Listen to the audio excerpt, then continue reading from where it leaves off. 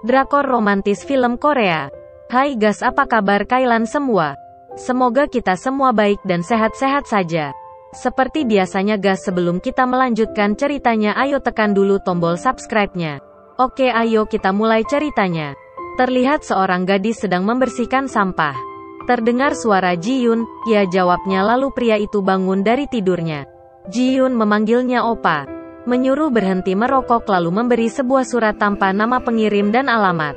Ternyata itu sebuah foto dan mencium amplopnya. 5 tahun sebelumnya, terlihat seorang pria berfoto-foto lalu mencoba bongkar pasang lensa kamera. Berteriak gembira, berhenti karena malu dilihat orang. Lalu melihat seorang gadis cantik dan ingin memotretnya tapi dihalangi oleh gadis lain.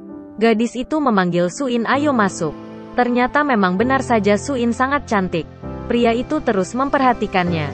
Berteriak ada telepon lalu lari keluar. Seorang pria keluar mengangkat telepon, ternyata dia membohonginya. Pria fotografer tadi mengejar mobil Suin. Masuk ke restoran, terlihat sangat capek lalu menghampiri meja Suin, gadis cantik. Dia minta duduk dan berkata pada Suin bahwa tak pandai berkata. Lalu dia mengatakan, aku jatuh cinta padamu.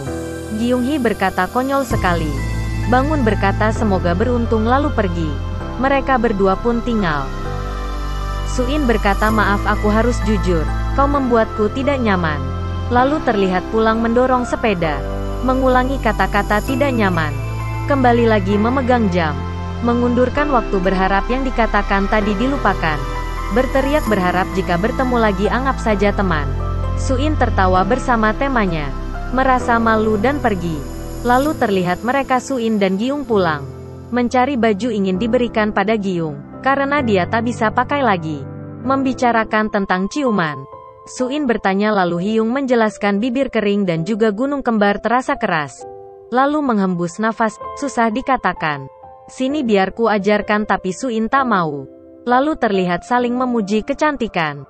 Terlihat Ji Hwan nonton bola, tiba-tiba kedatangan Suin dan Gyung. Menonton bersama, bersorak saat masuk bola. Terlihat di kafe berbicara tentang jurusan kuliah. Sedikit bercerita tentang kehidupan masing-masing. Mengatakan sesuatu yang mengejutkan mereka. Setelah itu terlihat Suin dan Gyung melihat Ji Hwan di balik pohon. Sekarang terlihat nonton di bioskop. Ji Hwan menegur orang yang mengganggu Suin. Ji Hwan merasa gugup. Sekarang terlihat mereka bertiga sedang bermain bersama, naik odong-odong, kereta putar lalu pulang. Suin berbicara dengan ibu dan ayahnya. Membicarakan tentang film yang menyentuh. Mengatakan jatuh cinta, apa yang harus dilakukan. Terlihat Gyung dalam bus, seorang pria tertidur di atas pundaknya. Terbangun lalu bergeser dan mengatakan kata-kata sama seperti Suin katakan. Ji Hwan datang ke kafe tempat dulu dia bekerja, lalu pemilik kafe berkata, Ji Hwan datang, kemana saja kamu, sudah lama sekali tak bertemu. Memberi album fotonya. Pria itu mau merokok tapi diambil oleh seorang gadis. Ji Hwan bertanya, kapan kamu menikah? Tidak tahu, dia masih ragu padaku. Ji Hwan teringat kepada Suin dan Gyung, dia merasa apakah itu cinta atau tidak, tapi saya merasa aneh. Ji Hwan terlihat dengan Ji-Yun, gadis yang memanggilnya Opa. Siapakah dia sebenarnya? Simak terus ceritanya supaya kita tahu kisah selanjutnya. Ji-Yun mengatakan akan menikah dengannya. Apa dia juga menyukaimu? Ji-Yun mendatangi seorang pria dengan opanya. Kenalkan, dia adalah teman gerejaku. Lalu sedikit mengalihkan perhatian pria itu, lalu Ji-Yun mengukur bahunya. Saat pulang di jalan mereka sedikit berbicara. Ji Hwan pergi ke kantor pos. Bertanya tentang sebuah amplop. Pria Hangmin ternyata dialah yang mengirim surat-surat aneh tanpa nama. Ini kamarnya dan jatuh cinta pada gadis ini. Dia heran kenapa surat-surat itu tidak dikirim lalu Hangmin mengirimnya. Sekarang terlihat lagi Ji Hwan bersama dengan gadis Suin dan Gyung. Mereka terlihat sedang berbicara sesuatu. Membacakan ramalan zodiak, ternyata Ji Hwan memiliki ramalan buruk. Lalu Ji Hwan pergi, tak suka hal-hal seperti itu. Kelihatannya Gyung suka pada Ji Hwan. Seorang pria datang, melihat Suin dan Ji Hwan, dia berkata mereka terlihat sangat serasi.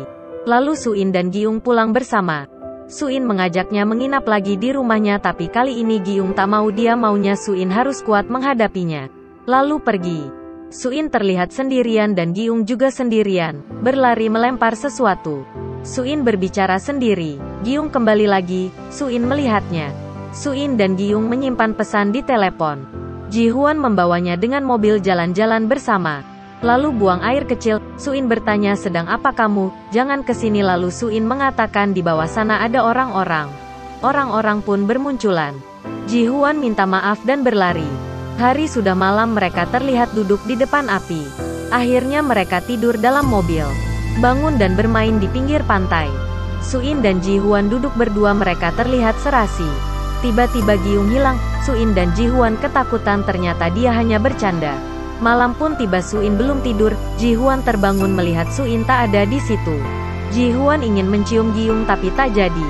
Pagi tiba Ji Huan melihat Suin. Lalu duduk dengannya, terlihat membicarakan cinta. Lalu Ji Huan menceritakan tentang suatu cinta. Mereka pun saling menceritakan kisahnya masing-masing. Mereka bertiga pergi ke atas gunung, kehujanan Ji Huan melindungi mereka berdua. Suin kedinginan, Ji Huan membawanya. Sekarang terlihat Suin kurang sehat. Ji Huan duduk dengan Giung dia menangis. Lalu bercanda terlihat canggung, cengar-cengir. Lalu mereka berciuman. Sekarang terlihat Ji Huan sendiri lagi bersama gadis Jiyun dia masuk lemari. Ternyata Jiyun kecewa dengan cowok itu. Jiyun datang tokonya lagi sedikit berbicara. Memberi buku dan sebuah amplop. Memberitahunya akan pergi. Jiyun pergi dan menangis, Ji Huan melihatnya. Sekarang balik lagi terlihat Giung dan Ji Huan bersama bertanya tentang Suin di mana. Giung minum, mabuk merokok Ji Huan menahannya. Pulang terlihat Giung sangat buruk. Menuduhnya kasar, padahal Ji Huan sangat peduli padanya. Lalu Giung pergi naik taksi. Terlihat di sebuah pesta, Ji Huan ada di situ. Suin dan Giung juga datang. Suin ingin bernyanyi, Giung terlihat tak ceria. Suin bernyanyi, semua orang mendengarnya. Suin terlihat pucat. Ji Huan tersenyum melihatnya, Suin terlihat sedih. Lalu Suin mengatakan ingin bicara dengannya. Lalu berkata pejamkan matamu, ada apa, pejamkan saja. Lalu Suin meraba wajah Ji Huan. Tadi itu kenapa, aku ingat masa kecilku. Lalu pulang Suin merasa sedih.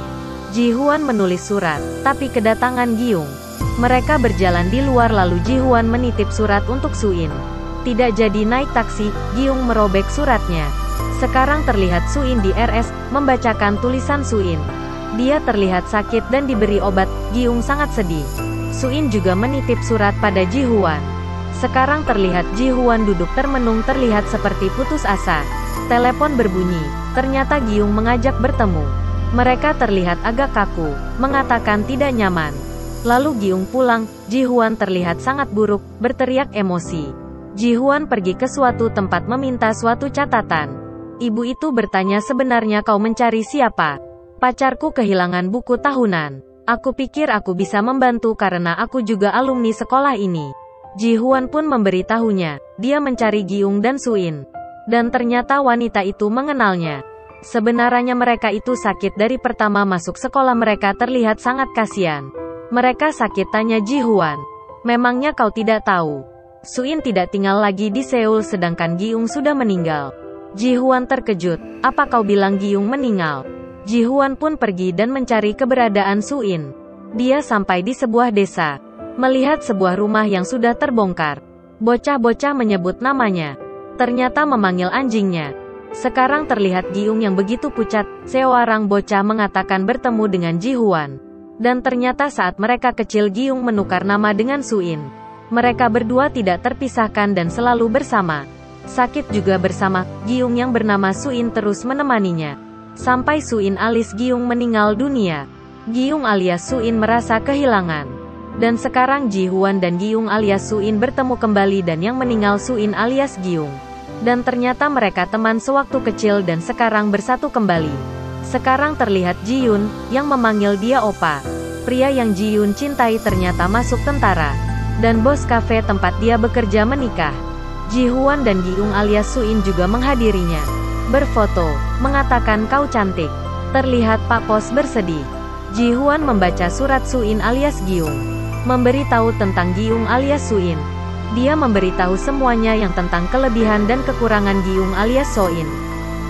Dan membaca surat dari Giung juga. Dia memberitahu bahwa mau memakai pakaian yang cantik dan biayanya mahal. Ji Huan juga terlihat sedih saat membaca suratnya.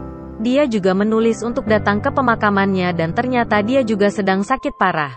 Memberitahu suratnya disobek oleh Giung. Lalu mengatakan aku mencintaimu.